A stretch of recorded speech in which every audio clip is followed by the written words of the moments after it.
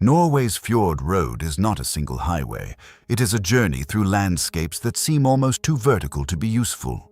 Sea water pushing deep into mountains, waterfalls dropping from cliff walls, roads crossing exposed coastlines, and villages built where there is barely enough flat ground to stand.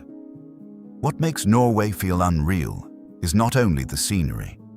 It is the way people have learned to move through it by road, ferry, tunnel, trail, and old harbor route. This episode follows 9 stops that give that journey its shape. Bergen, Flam, Naeroyfjord, Geirangerfjord, Norwegian scenic roads, Trolltunga, the Lofoten Islands, Henningsvaer, and Reine. Begin in Bergen because the city gives the fjords a human doorway.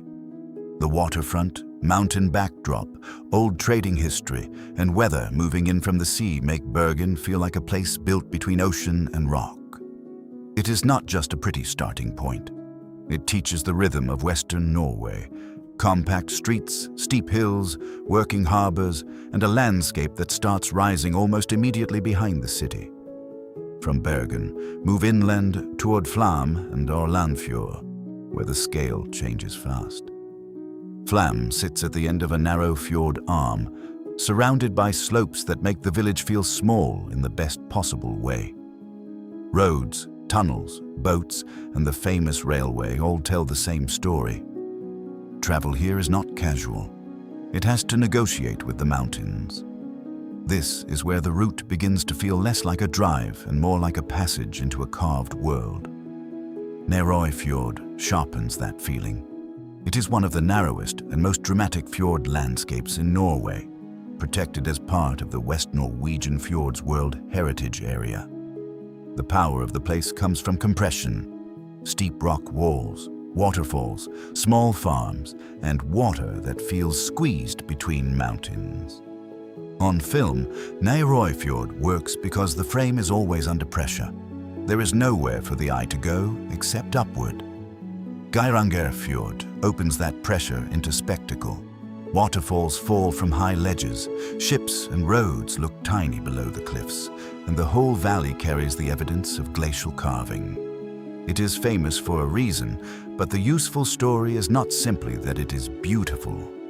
Geirangerfjord shows how Norway's most iconic views were made by ice, water, gravity, and time, then turned into routes that people still travel with a sense of awe. Between the fjords and the north, Norway's scenic roads change the mood from enclosed water to exposed movement. Coastal roads, mountain routes, bridges, and tunnels do not make the landscape feel conquered. They make it feel negotiated.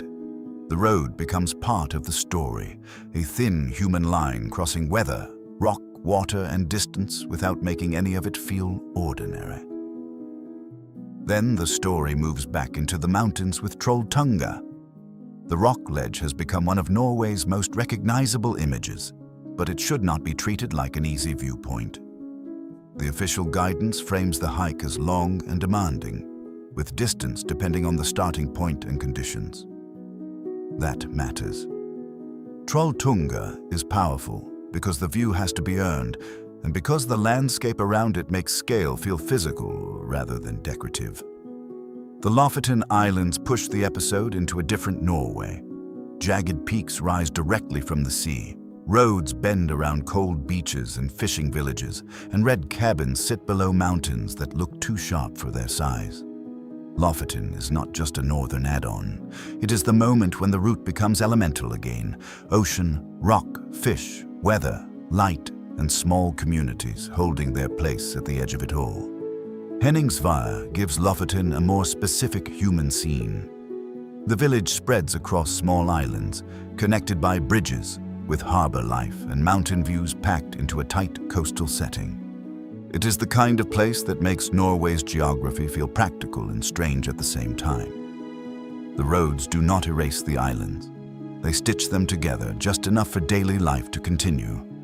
Finish in Reine, one of the clearest images of northern Norway. Red fishing cabins, steep peaks, sheltered water, and a village that seems almost drawn into the mountain line. By the time the journey reaches Reine, The theme is obvious. Norway's fjord road is not about checking off scenic stops. It is about seeing how people move through impossible terrain without making it feel ordinary.